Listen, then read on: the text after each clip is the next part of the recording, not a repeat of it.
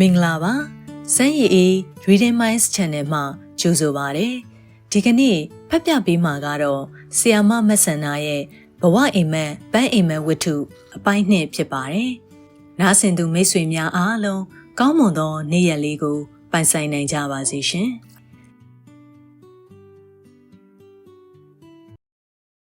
အမေကလည်းဘာဖြစ်လို့များစုပြီးရင်အဲ့ဒီလိုလင်ကောင်းသားကောင်းရပါစေဆိုတာကြီးကိုထိတဲ့ပြီးရုပ်မှမသိဘူးအပြူကြီးမမွေးကျူကစိတ်လိုမကြစွာတွေးသည်လင်မရရင်ဘဝမှာမပြည့်စုံတာကြာနေတာပဲလင်ကောင်းသားကောင်းရပါစေဟုသောစကားကိုတခါကြားရတိုင်းသူ့ကိုတခါနေခြင်းဖြစ်သည်ဟုမမွေးကျူထင်သည်မယူခြင်းလို့မယူတာမရလို့မဟုတ်ပောင်ရှင်ဟုစိတ်ထဲမှပြန်၍ပြောမိတတ်သည်သူ့ရုပ်ရည်ကတိတ်အချောကြီးမဟုတ်တော့လဲရွက်ချမ်းရည်ကြိုထက်တော့တာသည်ဟုထင်သည်ငငယ်တုန်းကတော့ဘိုးဘန်သူတွေရေဖဲတံပဲစကားစာသူတွေအောင်သွဲတော်နှင့်တဆင့်ကြိုးစားသူတွေအတော်များများရှိခဲ့သည်အသားမဲသည်သွားခေါ်သည်ဥစ္စာမပေါ်ရုံမချောဟုသောအကြောင်းပြချက်များနှင့်ရွေးရင်အရွယ်လွန်လာခဲ့သည်အခုတော့ငါအသက်က35ကျော်နေပြီရွယ်တူတွေကဆိုရင်လူပြိုလူလွတ်တောင်မရှိကြတော့ဘူးထင်ပါရဲ့မဟုတ်ဆိုးဖို့တော့တခုလက်တော့ရှိတာပေါ့လေမမွေးကျူကသူဟာသူတွေးရင်အပေါ်ထက်မှလူပြိုကြီးကိုကောင်းထက်ကိုတွေးရင်ရှက်တက်ဖြစ်သွားလေသည်အမှန်ကတော့လူပြိုကြီးမဟုတ်အိမ်အောင်တစ်ခါကြာဘူးသောမုတ်ဆိုးပုံဖြစ်သည်သို့သောဒီရက်ကွက်ဒီလန်းထဲကလူများကမူသူ့ကိုလူပြိုကြီးအနေနဲ့သာသတ်မှတ်ထားကြသည်အောက်ထက်ကမမွေးကျူတို့သားမိ2ယောက်အပေါ်တက်ကကိုကောင်းထက်တို့သားဖ2ယောက်ဆိုတော့ခင်မင်းသူများကမထိတတိစာချင်းနောက်ချင်ကြသည်ဟိုဘလန်းကစာအုပ်အငှားဆိုင်ကဆိုရင်တာဆိုးသေးတယ်မမွေးကျူဈေးမအပြန်သူတို့ဆိုင်ရှိမှဖြတ်လင်းအပြိုကြီးဟေဆွဲချင်းကမလေးဘူးလားနီနာနာကိုညီညာပြီးဆွဲပေးမဲ့သူကိုခေါ်လာခဲ့ရောပေါ့ဟုပြောတတ်သည်သူကဘသူ့ကိုခေါ်လာရမှာလဲဟုမျက်နှာထားနဲ့ပြောလိုက်တော့အဟိကဲတို့မောင်နှမတွေလေဟုလျှော်ချသည်တခါကလည်းကိုကောင်းထက်ကိုလူပြိုကြီးရေအပြိုကြီးကိုပြောပေးပါမောင်စိန်ဝင်းပရိကုံရပြီလို့ဟုអော်လိုက်သည်သူတို့နှစ်ဦးကိုရိတ်ဖန်းတန်ဖန်းစနေမှမမွေးကျူတည်တယ်လို့ကိုကောင်းထက်လည်းတည်ပုံပဲထို့ကြောင့်လဲသူ့ကိုမြင်တော့အယောင်ယောင်အမှားမှားနဲ့မောင်စိန်ဝင်းပရိကုံရမယ်ယူမလာတယ်ဟုပြောသည်သူကလည်းခေါင်းတဆက်ဆက်ညှိတ်ခါယူမယ်စောင့်နေရတာကြာပြီဟုအာတက်တရောပြောပြီးမှစာအုပ်နော်စာအုပ်ဟုနောက်ဆက်တွဲစကားကိုကမန်းကရန်ဖြည့်ဆွတ်ခဲ့ရလေသည်မုတ်ဟင်းကားလေးကကောင်းတဲ့ကွယ်မုတ်ဖက်ကဂျမမုတ်ဖက်ဟင်းရီကတော့မေပြောသလိုမုံနဲ့ငါသုံးချိုးတချိုးနဲ့ချက်တာလေဒေါ်ရွှေနုကတပကန်းနဲ့မဝပဲနောက်ထပ်တပန်းကန်ပြင်၍ဆက်စားသည်ဘဲဥလေးပါလေးပါရင်ဒီထက်ကောင်းမှာမခင်လာတို့ကလည်းလှူခြင်းသည်ကက်စီကလည်းနေသည်ဘဲဥတလုံးလဲ5ချက်ကျော်နေပြီအမေရဲ့ဘယ်များထည့်နိုင်မှာလဲအခုလဲကောင်းနေတာပဲဟာဘဲဥပါရင်တော့ဒီထက်ကောင်းမှာပေါ့ပါပါတယ်မိမိရဲ့ဟောဒီမှာကြည့်ဘဲဥပတ်ကလေးတွေမမွေးကျူကဟင်းရီပကံထဲမှဘဲဥပတ်ကလေးများကိုဆယ်ပြသည်အမလီညီဘဲဥကမန်ဘလူးနဲ့ကြီးမှမြင်ရမယ်ဟာကလေးတွေမမွေးကျူကသူ့အမေကိုစကားဖက်ပြိုင်ပြောမနေတော့ပဲငြိမ်နေလိုက်သည်ပြိုင်နေလင်ဒါလားဘဲဥအိမ်မြောင်ဥကိုစိတ်ထည့်ထားတာမဟုတ်လားဟုပြောတော်မီကိုကြိုတီထားလေသည်သူမိခင်ဒေါ်ရွှေနုကရဲရေးရွာရေးတာရေးနာရေးရှိလေကိုဖိရင်ပြီးကိုညီတက်တော့လဲအလွန်ပစိပစက်များကြောင်းကိုတလန်းလုံးသိကြသည်နောက်ပြီးသူကိုယ်တိုင်မချတ်တော့ဟင်းဆိုပါကမြင်မြကောင်းနေပါစေအပြစ်တစ်ခုခုကိုတော့သူတွေ့အောင်ရှာတတ်လေသည်ဟိုဘက်ခန်းကလူကြီးလဲဘလူများနေထိုင်စားတောက်နေလဲမသိဘူးမွေးငါနဘကန်ကုန်းပြီးဗိုက်တင်းသွားတော့ဒေါ်ရွှေနုသည်ဟိုဘက်ခန်းမှဥပပွားကိုတတိရသည်သူတို့လမ်းထဲတွင်လာနေတော့လဲမိသူနဲ့မှအယောမဝင်မဲခက်တီတီခက်တင်းတင်းခက်ကင်းကင်းနေသောဥပပွားကိုသူအတော်လေးစိတ်ဝင်စားနေမိသည်ထို့နောက်မြင်မြင်လဲကက်နေမိသည်ထမင်းကြိုင်ယူစားနေတာပဲမမေရဲ့ရွှေဘဆိုင်ကဟင်းလဲကောင်းတာပဲဟာတနေ့တုန်းကတော့ငါတက်တာဘူးတွေရောအသားဘူးတွေရောကားထဲကနေချသွားတာတွေ့လိုက်တယ်ဟုတ်လားအရက်နဲ့မီးနေတာလားမှမသိတာသူကြည့်ရတာတောက်တက်ပုံမရပါဘူးမမေရဲ့အိုးတောက်ချင်တောက်မှာပေါ့အရင်တုန်းကတော်တော်ပွေခဲ့ဘူးတာတဲ့ဒေါ်ရွှေနုကဥပပွား၏အသက်ကိုစိတ်ထဲမှမှန်းကြည့်ရင်င ထက်တော်ကြီးမှာပေါ့ဟုတွေးသည်ပင်စင်ယူထားပြီးဆိုတော့တက်ပြစ်ပင်စင်မဟုတ်သည့်တိုင်အောင်60ဝန်းကျင်လောက်တော့ရှိရောမယ်စပင်မဖြူသည်ကတော့မြေကြီးလက်ခံမလွဲစိုးထားသည်ပင်ဖြစ်ရမယ်ဒီနေ့မနေ့အပေါ်တက်မှမက်ခင်လာတို့သားမိအကြောင်းတွေးလိုက်ဘေးကမ်းမှာဥပပွားအကြောင်းတွေးလိုက်နှင့်မို့ဒေါ်ရွှေနုတယောက်သူ့ရင်ကောင်းထဲတွင်အောင့်တောင့်တောင့်ဖြစ်နေသည်ကိုမေ့နေသည်ခါတိုင်းလိုရင်ထဲကတအောင့်အောင်နဲ့လေထိုးတာထင်မှရဲ့ဟူ၍၎င်းအသေးကင်ဆာဆိုတာများလားဒါမှမဟုတ်တဲကြီးမှာကြောက်တယ်တာများလားဖះဖះဟူ၍၎င်းပေါက်တက်ကရမတွေးမိသေးကြီးသားတွေသမီးတွေအကုန်လုံးကတော့နိုင်ငံခြားမှာကြီးပဲတဲ့ဒါနဲ့သူကဘာဖြစ်လို့များတယောက်တည်းနေရရတယ်မသိဘူးလိုက်သွားရောပေါ့နော်သားသမီးတွေကလည်းလူချင်းချင်းခေါ်ကြရဲ့လားမှမသိတာအိုးအဖေကြီးတယောက်တည်းရှိတာမခေါ်ပဲရှိပါမလားအမေရဲ့ကိုအိမ်နောင်တွေနဲ့ကိုဆိုရင်ဒစိမ့်တွေဖတ်ကုန်ကြပြီသမီးရဲ့သားကကောင်းခြင်းအောင်သမီးကကောင်းခြင်းအောင်တော့ချွေးမာတွေသမက်တွေကလည်းကောင်းပါအောင်မညီရောင်မလို့မိမမျိုးစုခက်ရကြီးဒေါ်ရွှေနုသည်သူ့ချွေးမကိုတိတ်ပြီးကြည့်မရကြီးအမေရဲ့နဲ့အပြောလေးချိုတော်လဲအတွင်းကစိတ်မလားဟုယူဆထားလေသည်အပေါ်ထက်ကဥထင်ကြီးကြည့်ပါလားချွေးမနဲ့သမက်နဲ့သာဆိုရင်သူဒီလိုမူးယူနေလို့ဘယ်ရလိမ့်မလဲဒါတယောက်တည်းဒစိမ့်မဖက်လို့သာအဖေတီးခံစကားပြောရင်တကားဝါသို့အမှတ်မတင်လှမ်းကြည့်တွင်မမကြီးရက်နေသောဥထင်ကိုတွေ့တော့ဒေါ်ရွှေနုလန့်ပြန်သွားသည်ဘာစကားဆက်ရတော့မည်မသိပဲမလုံမလဲနဲ့တွားပြေးပြီးရဲပြသည်အဟေးမူးထေဥထင်ထမင်းချမ်းကလေးများအလဲပါမပူဘူးလားเจ้าမရဲ့ပူမယ်ထင်ပါသမီးရေ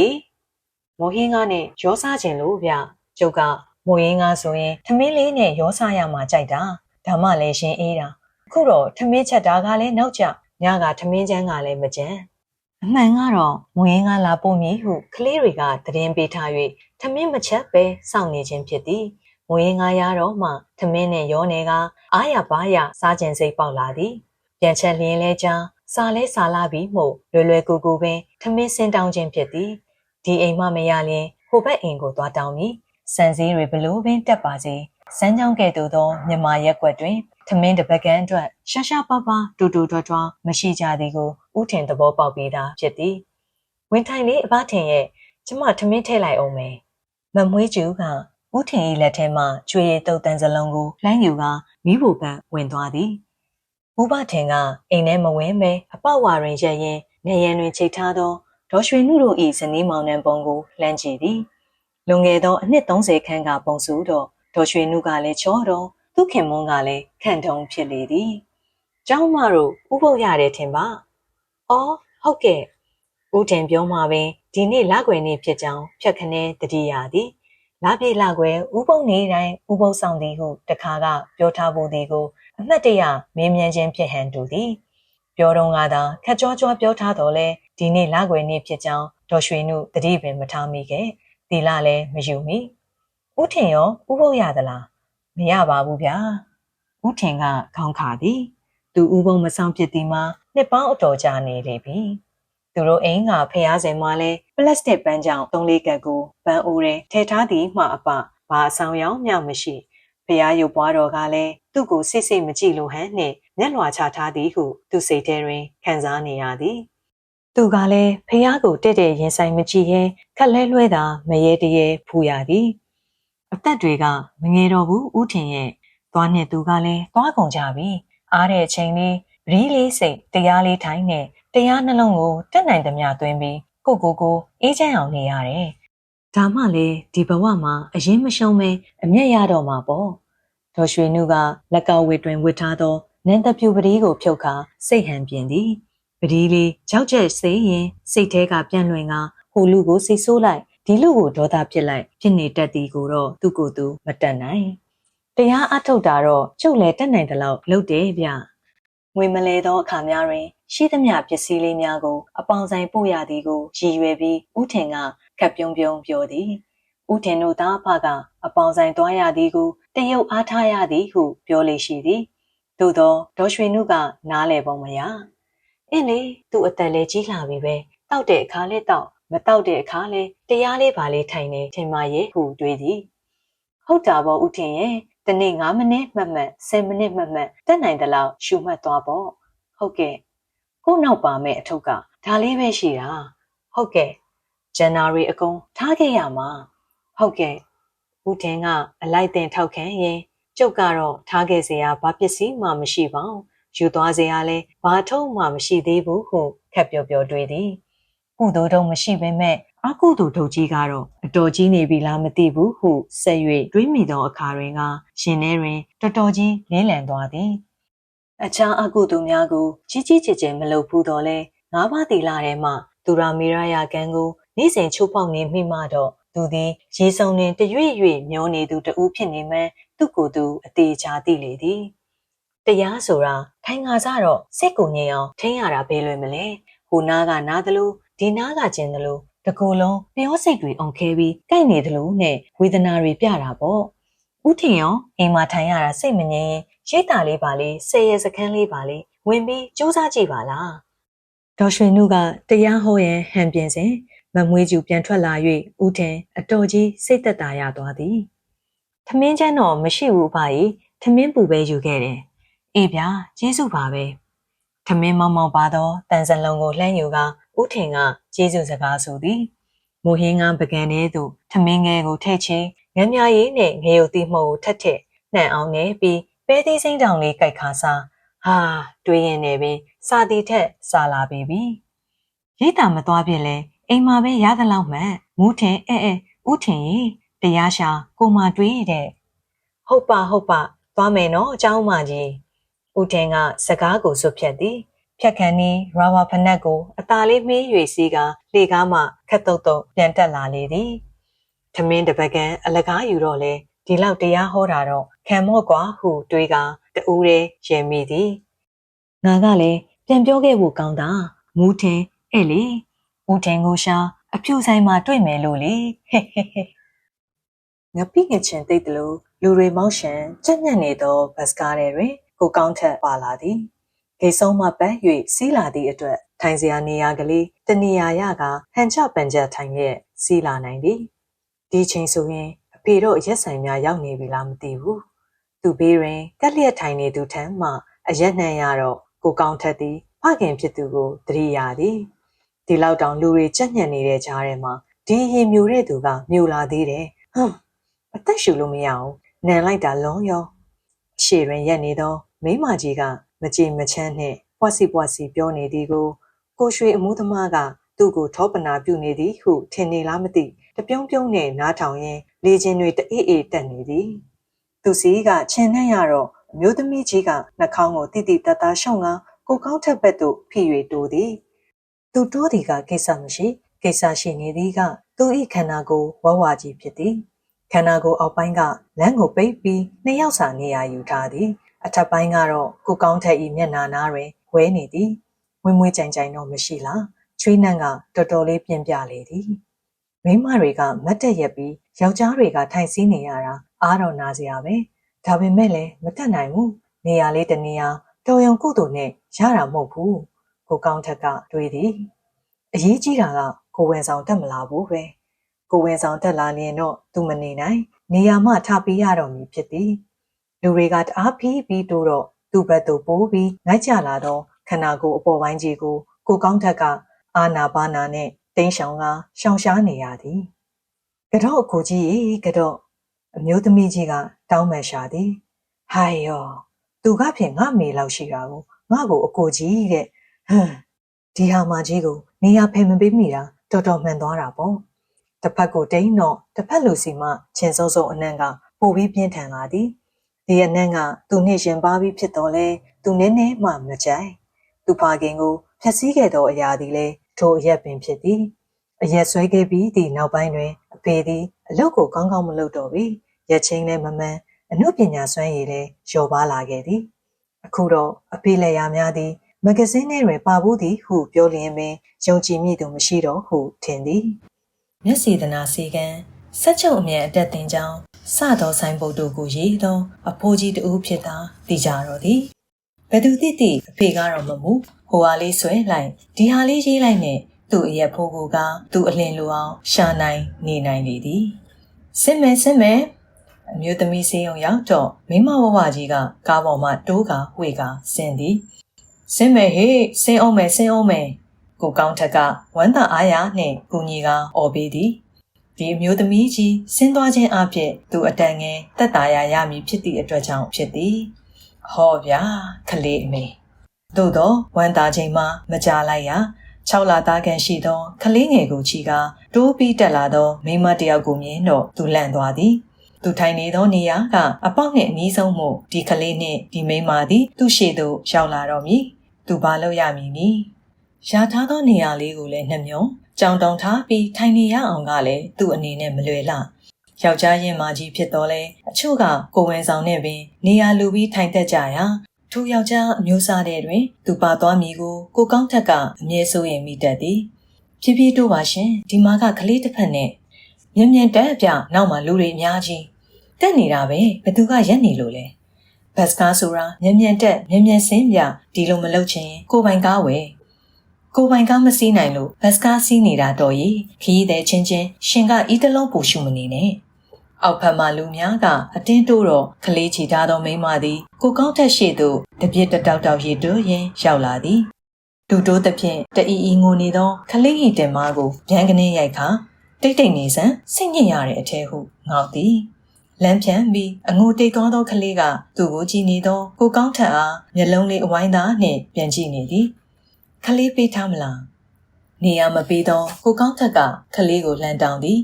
အမျိုးသမီးကသူ့ကိုခက်တားမျှတွေ့ကြည့်နေပြီးလက်ကလေးမှခလေးကိုခတ်ဆိုင်လှမ်းပေးသည်ခလေးလေးကဖွင့်ထွားမရှိလာတော့လဲမျက်နှာထားလေးကချို၍ပျော်သည်ကိုကောင်းထက်ကိုမျက်လုံးဝိုင်းလေးနှင့်ကြည့်ရင်အသာတကြီးလိုက်လာသည်အမေခေါ်လို့ရတာပဲအမေများကတ်နေမလားထင်တာကျမကလေးမဟုတ်ပါဘူးသူ့အမေဆုံးသွားလို့လက်ထဲတောင်တင်နေတာအမျိုးသမီးကခက်ဆက်ပြောသည်အမေမဟုတ်သူ့ကိုအမေဟုပြောမိ၍ကိုကောင်းထက်ကလည်းအာနာသွားသည်သို့သောအမျိုးသမီးကထိုစကားအတွက်တော့စိတ်ဆိုးပုံမရ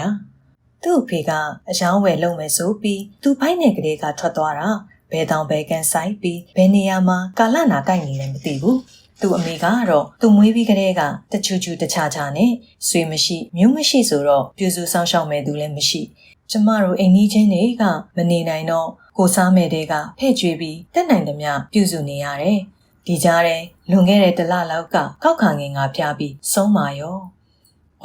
ဖြစ်မှဖြစ်ရလေနောက်တစ်မှတ်တိုင်းတွင်လူတွေထက်တက်လာတော့အမျိုးသမီးသည်ကိုကောင်းထက်၏ရှေ့မှနေပြီးဘေးသို့ရွေ့သွားသည်အကိုကြီးသိတဲ့အတိုင်းဒီခေတ်စားစရိတ်ကတယောက်ဆိုတယောက်ပဲကျမမှာကိုကလေးတွေနဲ့ကိုဝင်တောင်ကိုမနှဲထမ်းပြီးမဝတဝစားနေရတာခြေနှင်းငုံနေရက်နေသောကောင်မလေး2ယောက်ကအတင်းတိုးတက်လာတော့အမျိုးသမီးသည်ကိုကောင်းထက်၏ဘေးမှနေပြီးနောက်ဖက်သို့ရွေ့သွားသည်တော်တော်ကန်ဆိုးတဲ့ကလေးလေးပါလားကလေးငယ်ဤလက်ချောင်းပင်လေးများကိုအသာဆုပ်ကိုင်းရင်ကိုကောင်းထက်ကတွေးမိသည်ကွယ်လွန်လေပြီးသောဇနီးနှင့်သားကလေးကိုလည်းတတိယကကြည်ကြည်ကွယ်ကွယ်ဖြစ်သွားသည်ကလေးလေးကညှက်တယ်လို့ပဲအင်းလေအမေမရှိတဲ့ကလေးဆိုတော့လေဘလို့လုပ်ပြီးနိုးဝပါမလဲကြည်ရတဲ့ခြေနည်းကနိုးမို့တိုက်နိုင်မဲ့ပုံလည်းမရှိဘူးကလေးငယ်ဤခြေသလုံးပင်လေးများကိုသူကဂယုဏနှင့်အသာဆုပ်ကိုင်းကြည့်မိသည်ငါသားကလေးသာရှိရင်အခုလောက်ဆိုရင်6နှစ်ကျော်နေပြီကျောင်းနေလို့စာရီဘာရီလဲတက်လောက်ရောပေါ့တကယ်တော့သူအိမ်နောက်ကြခဲ့သည်မှာအတော်ဦးချောင်းနိုင်လေသည်လူကလည်းယူတတိကလည်းမရှိတော့အသက်အစိတ်ကြောက30နီးသည့်အထိသူရင်လက်ညှိုးညွန်ပြစေရာချစ်သူမရှိခဲ့ကြအဖေကလည်းငကောင်းမင်းမယူဖို့ကောင်းပြီနော်ဟုတဖွာပြောသည်တခါတရံကြတော့လဲမင်းမယူခြင်းယူမယူရင်ငါယူမှဖြစ်တော့မယ်ထင်ပါရဲ့ဒါမှလည်းငါမီးဖိုတွေကထွက်ရတော့မှဟုချင်းကြောက်တယ်လို့ပြောသည်အသက်30နာနီးကမှကိုနဲ့အသက်မတိမ်မရင်မိရွေးငယ်ငယ်ကိုမမီလေးခေါ်ရမှာစိုးရင်တော့လေသူမှလည်းအစွမ်းစာမရှိနောက်ဆုံးတော့အဖေကသူ၏တငယ်ချင်းတဦးနဲ့အရက်ဆိုင်တွင်တွေ့လာသည်သူမှလည်းသားတယောက်ရှိကြောင်းဟိုကလည်းသမီးတယောက်ရှိကြောင်းစကားဆက်မိကြပြီးအရက်ခွက်ကိုတက်တေထားကစေဆက်ကြောင်းလည်လာခဲ့သည်နောက်နေ့ကျတော့သူ့ကိုခေါ်ပြီးထိုအိမ်သို့သွားသည်အိမ်ဝမှနေပြီးငဖြိုးရေမင်းတမက်လောင်းခေါ်လာပြီငါချွေးမလေးလဲပြပါအောင်ဟုဟော်သည်တုံလို့ရှက်ရုံပွဲရှိသောမိန်းကလေးအိမ်ထဲမှတော်တော်နဲ့မထွက် အာနာစိတ်သည်သာလူတစ်ယောက်ကိုတည်စေနိုင်လျင်မိန်းကလေးကိုတနာအာနာစိတ်နှင့်သူသည်ထိုနေ့ကတည်သွားလိမ့်မည်ဟုထင်သည်အဖေတစ်ခုသမီးတစ်ခုနေရတာပါအကိုရဲ့အရက်သမားသမီးဆိုတော့အရက်ကလည်းအထင်မြင်သေးတယ်အခုအကိုတို့သားဖလုပ်ပုံကညီမကိုပို့ပြီးအထင်မြင်သေးအောင်လုပ်တယ်လို့ပဲမိန်းကလေးကမျက်ရည်လေးအဝဲသားနဲ့ဒေါသမပါပဲပြောတော့သူမအာနာလိုက်သည်မှာစိုးပွေရမရှိ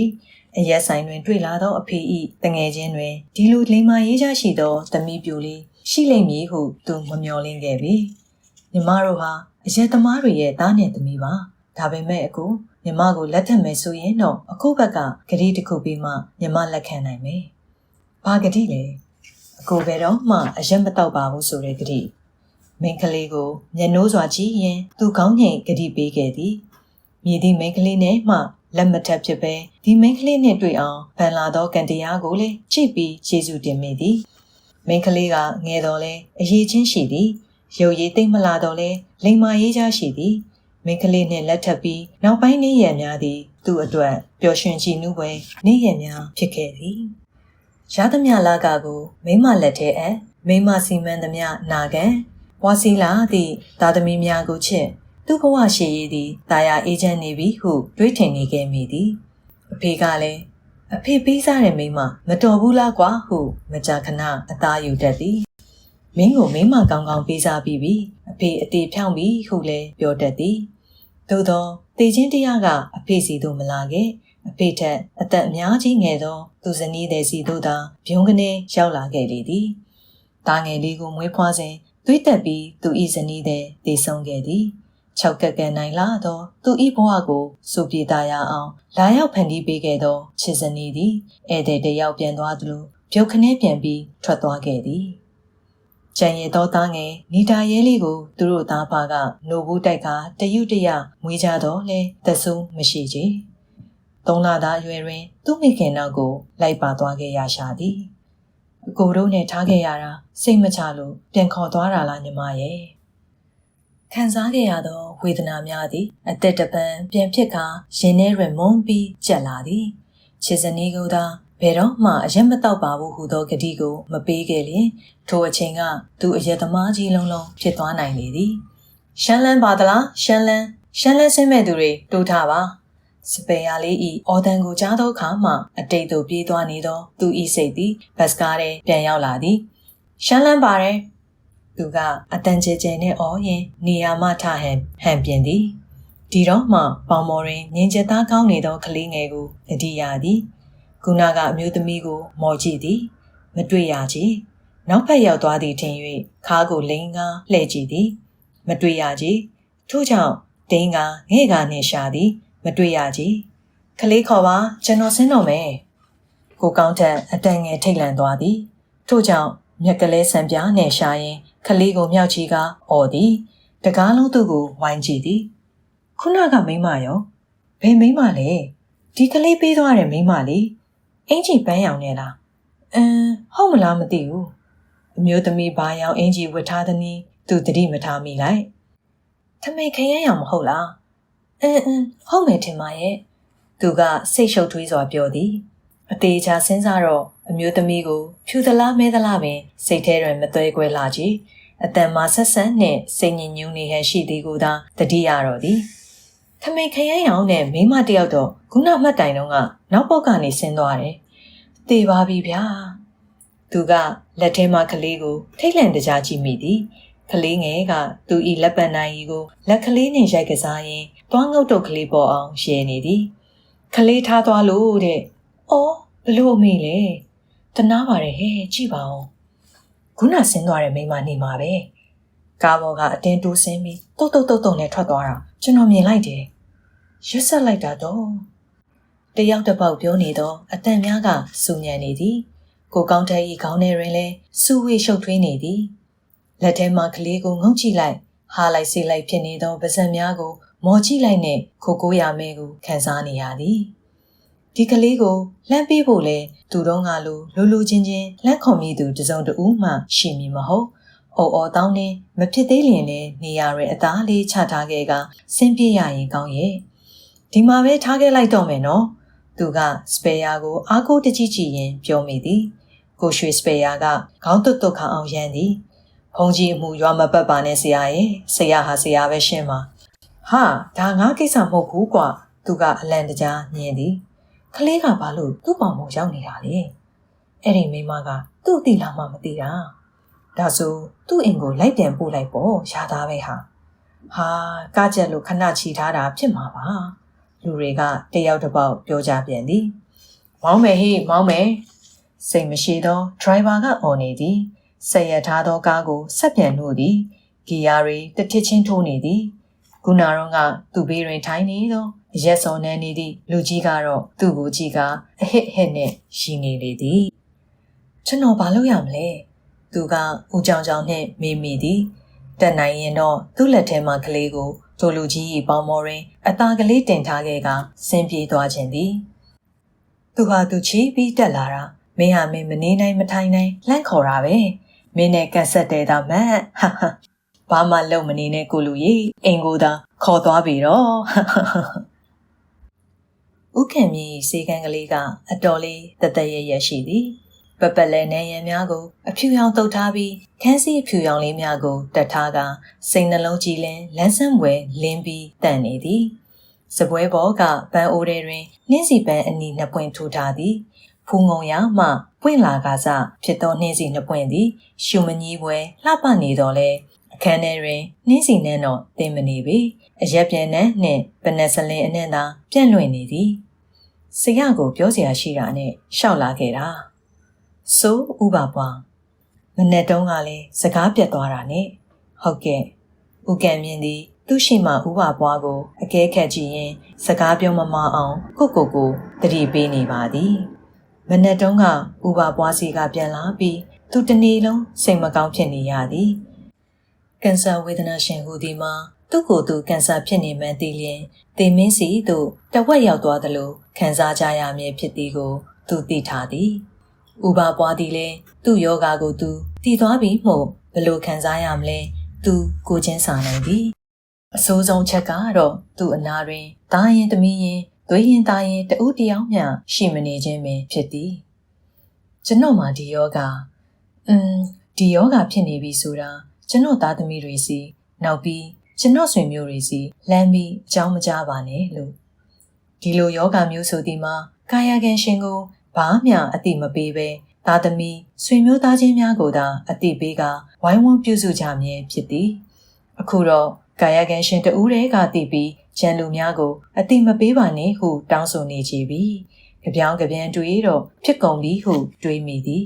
သူဘာလုပ်ရမည်နည်းကျွန်တော်ကိုအဲ့ဒီကလေးတစ်ခုတော့ပေးပါစေဟာ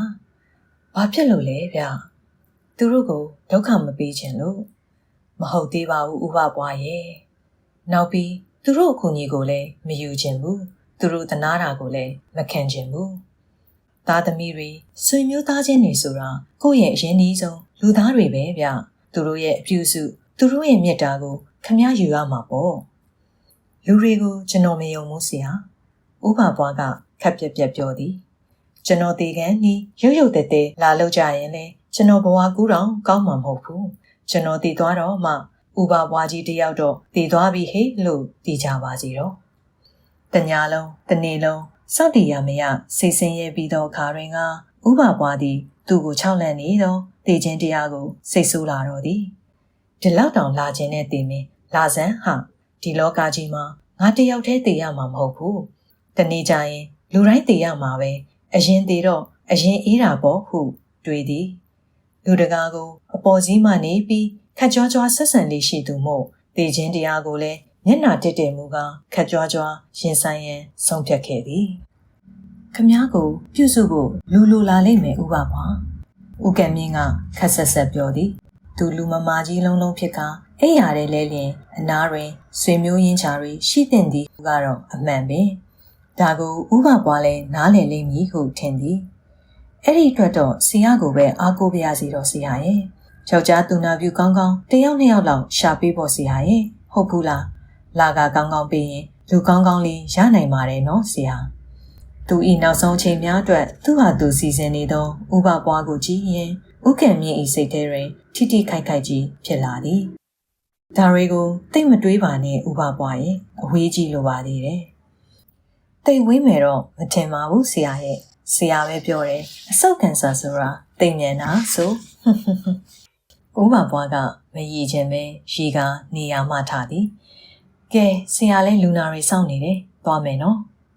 ဥပပွားဦးကံမြင့်ကလန့်ခေါ်သည်အိတ်ဆေးများလို့မလားမလို့ဘူးဆရာကျွန်တော်မှရှိတယ်ဒါပေမဲ့မလို့ရင်မတောက်ပါဘူးဒီအတိုင်းအိတ်နိုင်အောင်ကြိုးစားကြည့်ပါမယ်အခုတော့သူတို့နှစ်ဦးဟန်ဆောင်စရာမလို့တော့ဖုံးကွယ်စရာလည်းမလို့တော့ပြီမို့နှစ်ဦးစလုံးအနေရအထိုင်ရတက်တာသွားသည်သားသမီးတွေကိုရောဆွေမျိုးတွေကိုရောမပြောရဘူးဆိုတော့လေခမားစီကကျွန်တော်ကလေးတစ်ခုတော့ပြန်တောင်းရလိမ့်မယ်ဦးကံမြင့်သူ့ဘေးသူလျှောက်လာရင်ပြောသည်သူ့ကိုစူးစမ်းဟန်နဲ့လှမ်းကြည့်သောဥပပွားကိုနှွေးထွေးစွာပြုံးပြသည်လူတွေကိုမယုံမှုဆိုရပေမဲ့ကျွန်တော်ကိုတော့ယုံပါဗျာဥပပွားဤပကုံးနှစ်ပတ်ကိုခင်မင်ရင်းနှီးစွာဆုပ်ကိုင်ရင်တိုးတိမ်မြင်သာသောအတန်နဲ့ပြောသည်ဥပပွားရဲ့ဆွေမျိုးရင်းချာညီရင်းကိုတယောက်ရဲ့နေရာမှာကျွန်တော်နေပါစေလူလာမဲ့အကူအညီတွေကိုလည်းပေးပါရစေအဲ့ဒီအခွင့်အရေးတစ်ခုကိုတော့ကျွန်တော်ကိုပေးပါနော်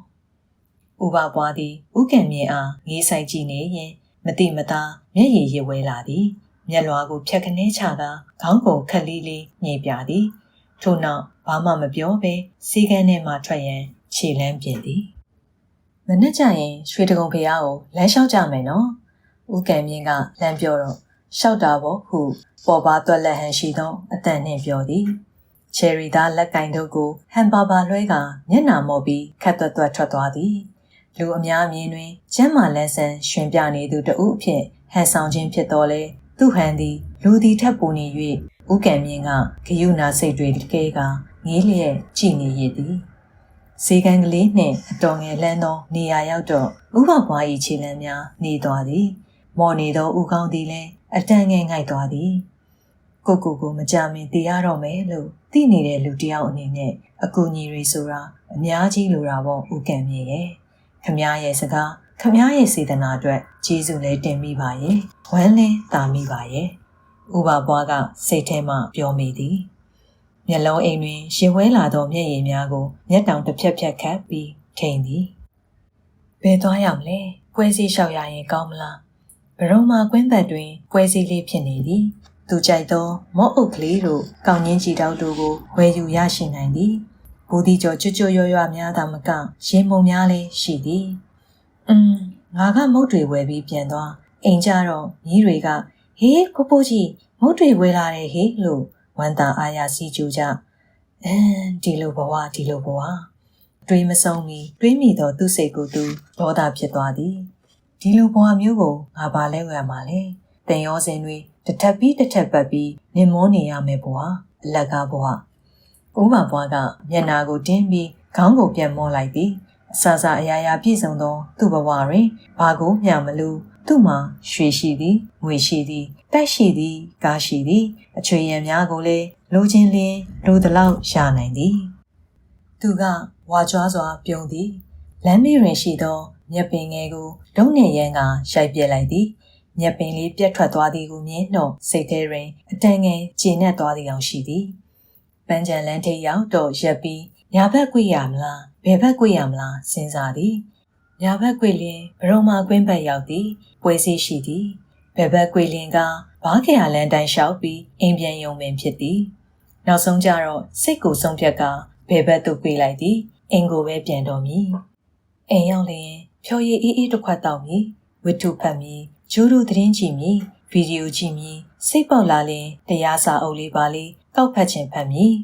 ထို့နောက်အဆုံးစားမရှိဘဲလွင့်ကျင်သောစိတ်ကိုလွတ်ပေးမည်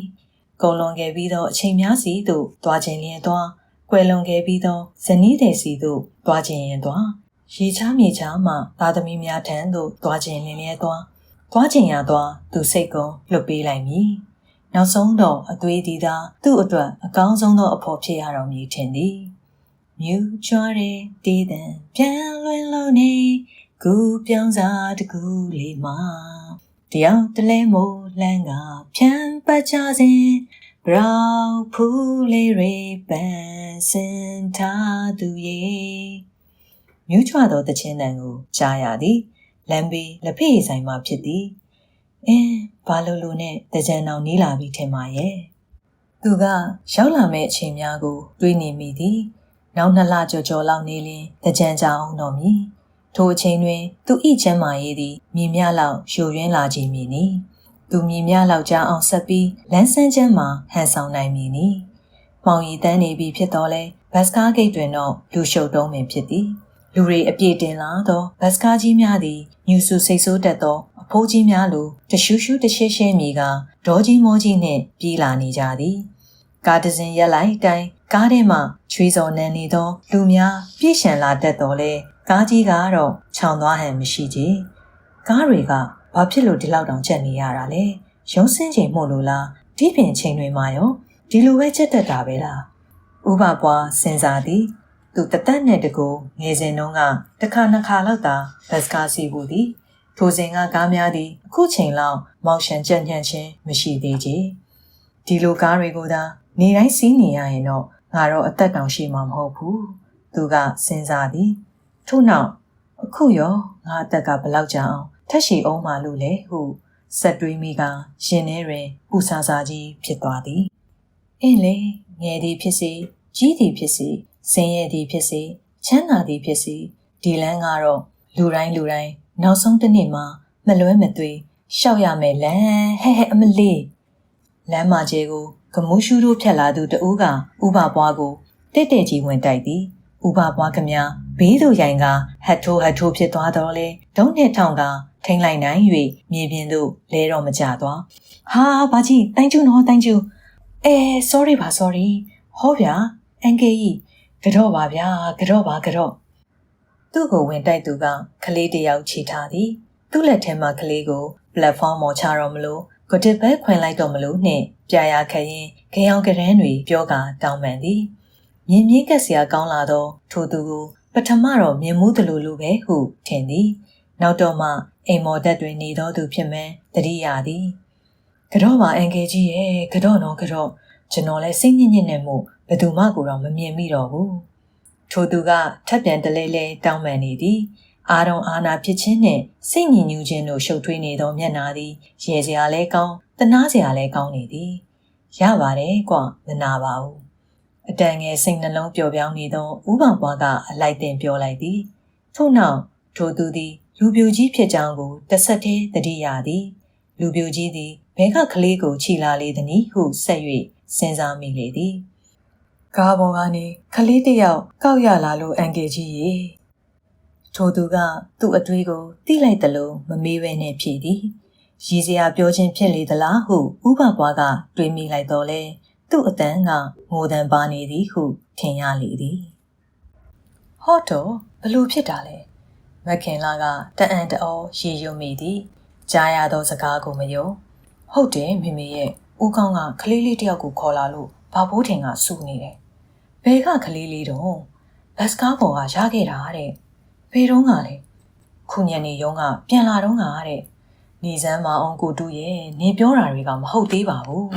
မခင်လာကစီးလက်စာပကံများကိုကမန်းကရန်ဆက်စီသည်ကိုတူတေဆောင်လာသောတည်င်းကထူးတော်လဲမှန်ကျင်မှမှန်မည်လာပါမိမိရဲ့တွားကြည့်အောင်ကိုတူကစေးပြီးသားပကံများကိုပကံစင်ပေါ်တင်ပေးရင်းလောဆော်နေသည်ကိုဦးနဲ့မိခဲတော့အဲ့ဒီမှာရောက်နေကြပြီမခင်လာသည်ရေဆုံနေသောလက်နှစ်ပတ်ကိုတင်မားတွင်တုပ်လိုက်ပြီးထမိန်ကိုပြင်ဝစ်သည်ဘလို့ပါလေလူပြိုကြီးကကားပေါ်ကနေကလေးတယောက်ရလာတယ်လို့ဘလို့ဖြစ်တာလဲဟုတွေးရင်းပြေကြနေသောသပင်ကိုစုသိမ်းကဘီးနဲ့ပြန်ပတ်သည်လာပါမိမိကလည်းအေးပါဟဲ့အေးပါမခင်လာမိဖို့ထဲမှခတ်တွတ်ထွက်လာတော့တရောတော်ပါဝင်လာသောကိုရန်ဝင်းနှင့်အပေါင်တွင်တိုင်မိသည်မခင်လာ၏နှစ်ဖူးနှင့်စောင့်မိ၍မေးစီနာသွားတော်လဲကိုရန်ဝေးကလက်နဲ့ပင်မပေါ်အားသည်ပဲ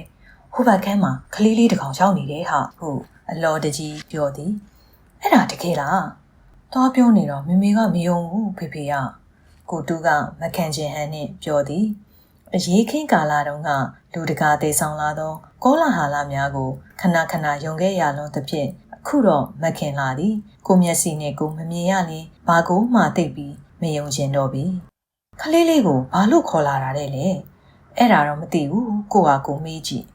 တ ဖက်ခန်းကိုမရောက်မီခလေးတန်ကိုအလင်းကြားလိုက်ရတော့အမေးမြန်းထူနေသောမက်ခင်လာနည်းနည်းယုံကျင်သွားသည်အခန်းချင်းကလေးထဲတွင်လူတွေပြည့်နေသည်ကိုမြင်ရတော့ပိုပြီးယုံကျင်သွားလေသည်ကိုကောင်းထက်တို့ဧကန်းထဲတွင်လူတွေပြည့်နေသည်အောက်ထက်ကဒေါ်ရွှေနုတို့သားမိနှစ်ယောက်လုံးရောက်နေသည်လက်ပံလန်းထဲမှမောင်သူရတို့သားမိကိုလည်းတွေ့ရသည်ဖိုးမူဖိုးခွားတို့မောင်နှမနှင့်သူတို့ဖခင်ကိုနေဝင်းနောက်ပြီးကိုနေဝင်းတို့အိမ်သားကကိုခင်မောင်ဆွေနှင့်ကိုညီညီဝင်းတက္ကသိုလ်မှဆီယာမဒေါ်တင်တင်အေးတို့ကိုလည်းတွေ့ရသည်တအံတအောဖြစ်နေဟန်ရှိသောသူတို့မျက်နှာများကိုလှမ်းမြင်လိုက်တော့ရရှိသောသတင်းသည်သတင်းဦးမဟုတ်တော့လဲသတင်းတူသတင်းမှန်ဖြစ်ကြောင်းသိကြသွားသည်သူတို့ကိုကြောပြီးကဲကြည့်လိုက်သောအခါမှငိုနေသောကလေးလေးတစ်ယောက်ကိုမောင်သူရ၏ညီမလေးခိုင်ရွှေဝါကချီပြီးချော့နေသည်ကိုတွေ့ရသည်နှုတ်စာနေတာထင်တယ်မမွေးကျူကပြောသည်ကြောက်နေလားမသိဘူးကိုခင်မောင်ဆွေကဆိုသည်နှုတ်မဟုတ်ရှိရင်တော့ကောင်းတာဟဲ့ဒီရွယ်ဆိုရင်ထမင်းစားတတ်ပါပြီဟဲ့လာစမ်းထမင်းလေးဝါခွန်ရအောင်ထမင်းတစ်ပကံလောက်ပေးစမ်းပါဟဲ့ဒေါ်ရွှေနုကတဟဲ့ဩကာတောင်းနေတော့လဲအင်ရှင်ဖြစ်သောဦးထင်နဲ့ကိုကောင်းထက်တို့ကမကြားကြည့်ကြည်ရသည်မှလဲခါတိုင်းနဲ့မတူဖြောင်းမြန်ဖြစ်နေသည်အရက်တောက်ထားသောဦးထင်ကမမူပဲကိုကောင်းထက်ကမတောက်ပဲမူးနေဟန်ရှိသဖြင့်ကိုရန်ဝေးရည်ကျင်သွားသည်သင်္ကြန်နဲ့ဦးတူပူတူတန်မြူတာတာသင်္ကြန်နဲ့များတူပူတူမရဲ့ညွန်ပြဖိုးခွားနဲ့ကိုတူကကလေးငယ်ဤလက်ကလေးကိုတယောက်တစ်ဖက်စီကန်ကသချင်းဆိုပြီးချော့နေကြသည်မောင်လေးဒီမှာကြည့်ချုံမိုင်းမိုင်းချုပ်ချုံမိုင်းမိုင်းချုပ်ချုံမိုင်းမိုင်းကဲကတော့ကလေးဤရှိတွင်အစွမ်းကုန်ချိုသားသောမျက်နှာလေးနှင့်ချုံမိုင်းမိုင်းကပြနေသည်ကလေးကိုအငိုတိတ်အောင်ချော့နေကြခြင်းဖြစ်တော်လဲသူတို့လုပ်ပုံကချော်နေသည်နှင့်မတူပဲခြောက်နေသည်နှင့်တူသည်ဟုကိုရန်ဝေးကတွေးရင်းရင်မိပြန်သည်မျက်စိနှောင်းပြီးထိတ်လန့်နေဟန်ရှိသောကလေးကကိုကောင်းထက်ဘက်သို့ကိုကလေးရင်းထိုးကငိုသည်အဆူခံနေရသောကိုကောင်းထက်ကလည်းသူ့ကိုလှည့်၍ပင်မကြည့်အားချေတွေ့ကြရကလေးကိုတွေ့ရမိမကမင်းပေါင်မော်တင်သွားတာနဲ့မင်းကအင်းကိုခေါ်လာရရောလားဟိတ်ကောင်ရအခုဒီကလေးနှုတ်စားနေပြီငိုနေပြီဘလို့လုပ်မလဲမင်းတို့ကလှန်တိုက်လို့ရလို့လားကွာဟေးဦးထင်ကအော်သည်လက်ထဲတွင်ငွေနှဲနေ၍ချစ်ချုပ်ခန်းစားခဲ့ရသောဇယံမင်းစည်းစိမ်လေးလည်းကြက်ပြောင်ငှက်ပျောက်သွားပြီမှုတော်တော်လေးစိတ်တုန်နေပုံရသည်ခေါ်မလာလို့ဘလို့လုပ်ရမလဲအဖေကကားပေါ်မှာချထားခဲ့လို့ရလဲမရလမ်းပေါ်မှာထားခဲ့ရအောင်ကလည်းတနာစရာဟဲ့ကောင်သူတို့ကတော့မတနာတာမင်းကဆွေးမတော်မျိုးမဆက်ဘာကိစ္စတနာနေရတာတော့လူမို့လို့တနာတာအဖေရလူမို့လို့တနာတာကိုကောင်းထက်ကစိတ်ညစ်ညစ်နဲ့အော်သည်ပြဿနာတို့ကိုအိမ်တယ်လာရတော့လဲဒီပြဿနာကသူ့အလိုလိုခေါင်းပေါ်ရောက်လာသောပြဿနာဖြစ်သည်ဒီကလေးကိုအိမ်မော်ခေါမလားပဲလမ်းမေးပစ်ချခဲ့လိုက်ရင်ကောင်းမလားအဖေဆိုင်နဲ့အသာထားခဲ့ရရင်ကောင်းမလားသူစဉ်းစားမိသေးသည်သူပါတော့လဲကလေးငယ်ဤမျက်နှာနုနုလေးကိုငုံကြည့်မိတော့သူဘလို့မှမလုပ်ရဲ့ဒီကလေးဒီသာသူဤသားကလေးဖြစ်ရင်သူဘလို့ခံစားရမလဲသူဤဘဝထဲတွင်ထွက်ခွာသွားသောကလေးငယ်သည်နောင်ဘဝများတွင်ဒီလိုအဖြစ်မျိုးကြုံနေရရင်သူဘလို့လုပ်ရပါမလဲခုတ်ကူးရမယ်သောထိုကလေးငယ်ဆွေမရှိမျိုးမရှိသောတွေ့ရမဲ့ကလေးငယ်ထိုကလေးငယ်ကိုသူကလည်းမျက်နှာလွှဲလိုက်၍မတမာသူလက်ထဲရောက်သွားသည်ဆိုပါစို့တရောင်းစားကလေးဖြစ်သွားသည်ဆိုပါစို့အသက်ဆုံးရှုံးသွားသည်ဆိုပါစို့သူဆက်၍မတွေးရဲ့ထို့သောသာဆိုလျှင်သူဤချမ်းရှိနေသည့်ဘဝတတန်းတစ်လျှောက်လုံးတွင်ထိုအဖြစ်ကိုအမြဲတည်းရပြီးစိတ်ဆင်းရဲနေရတော်မူဖြစ်သည်ထမင်းရပြီပြို့ထမင်းအိမ်ပြန်ပြီးထမင်းယူလာသောကိုဦးကထမင်းစလုံးကြီးပိုက်ခါပြေးပြီးဝင်လာပါသည်သူ့လက်ထဲတွင်ထမင်းစလုံးကြီးကိုကြည့်ရင်မခင်လာကစိတ်ထဲမှနေပြီးကုန်ပါပြီတော့ဟုရေရွတ်လိုက်သည်သူမနဲ့စောထမင်းချမ်းကြော်ရန်ရည်ရွယ်ပြီးကြောင်အိမ်ထဲထည့်သိမ်းခဲ့သောထမင်းစလုံးကိုဦးအကုန်ယူချလာကြပြီပေဖွားရွှေကကိုဦး၏လက်ထဲမှထမင်းစလုံးကိုအလောတကြီးလှမ်းယူသည်ထို့နောက်သူ့ပါးစပ်ထဲတလုတ်ကောက်ထည့်လိုက်ခါတပြက်ပြက်နဲ့ဝါသည်ဟာသူ့ပါးစပ်ကြီးကတန့်မှတန့်ရင်လားမသိပါဘူးကိုရန်ဝေးကအတန်ငယ်စိတ်ညစ်သွားသည်လက်မစည်းပါမစည်းနဲ့သူ့လက်ကြီးနဲ့နှိုက်လိုက်တာကျန်တဲ့ထမင်းတွေတော့သိုးကုံတော့မှာပဲထင်ပါရဲ့တော့မခင်လာကပို့ပြီးစိတ်ညစ်သွားသည်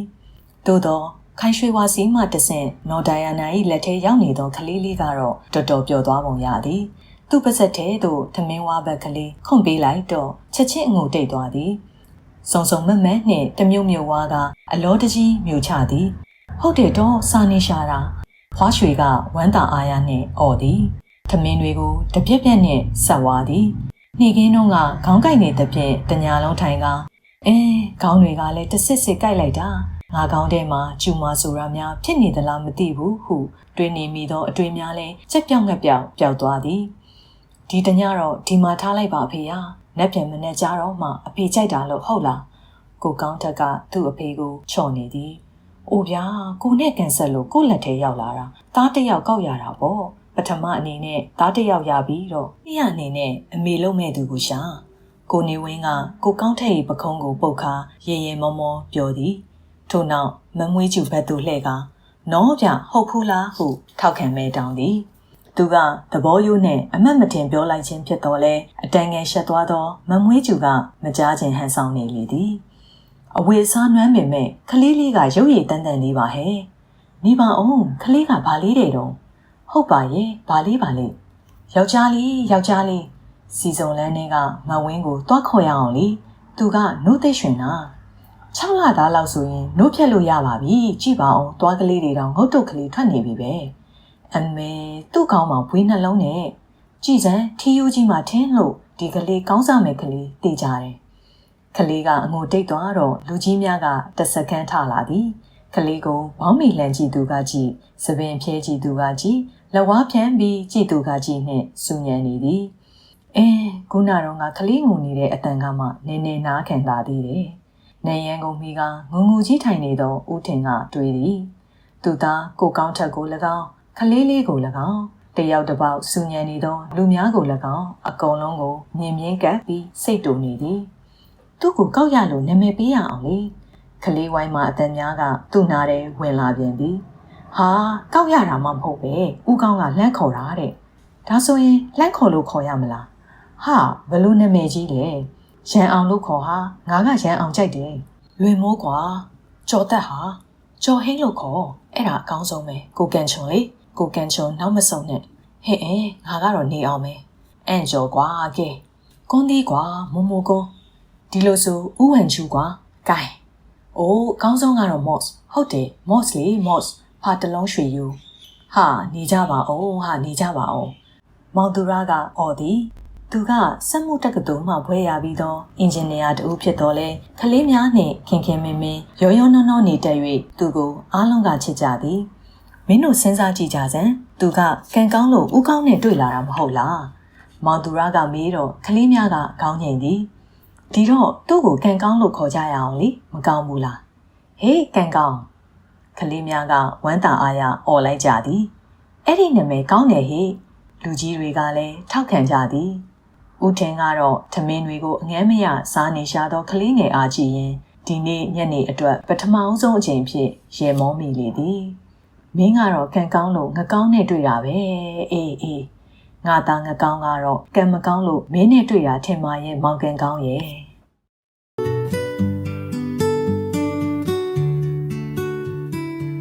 အခုဖတ်ပြပေးသွားတဲ့ဝတ္ထုလေးကိုကြိုက်နှစ်သက်မှဆိုရင် like and share လေးလုပ်ပေးပါနော်နောက်ထပ်အပိုင်းဆက်များကိုလည်းစောင့်မျှော်အားပေးကြပါအောင်ရှင်စမ်းရည် Reading Minds Channel လေးကိုလည်း subscribe လုပ်ဖို့မမေ့ပါနဲ့နော်